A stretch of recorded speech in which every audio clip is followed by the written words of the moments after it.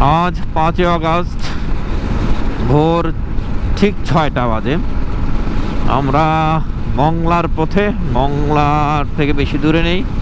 ভোরবেলা রাস্তার ভিউটা মানে কি যে সুন্দর লাগতেছে, ঠান্ডা হিমশীতল পরিবেশ, মানে পুরো গা মানে একবারে সতেজ করে দিচ্ছে।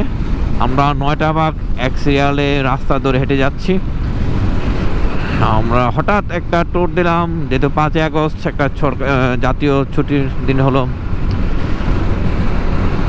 দেন 9টা বাইক, ওয়াও,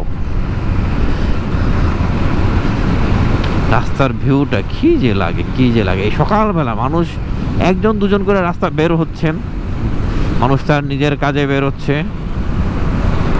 কিন্তু রাস্তার যে এই সময়, যদিও আকাশ একটু মেঘলা, যার কারণে সূর্যের আলো পরিপূর্ণ আসে নাই, এতক্ষণে চলে আসার কথা।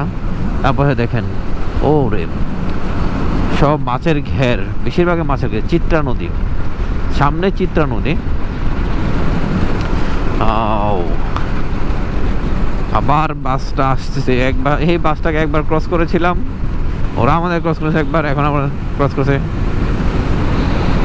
মংলা সমুদ্র 50 কিলোমিটার এখান থেকে মংলা। যদিও আমরা মংলা সমুদ্র মানে মংলা পোর্টে যাব না, এর আগে আমরা অন্য দিক দিয়ে আমাদের রিসোর্টে চলে যাব।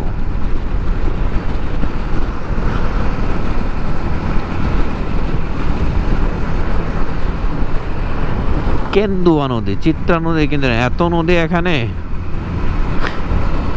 ছোট ছোট নদী, ভরাট হয় নদীগুলো খালের মতো হয়ে গেছে।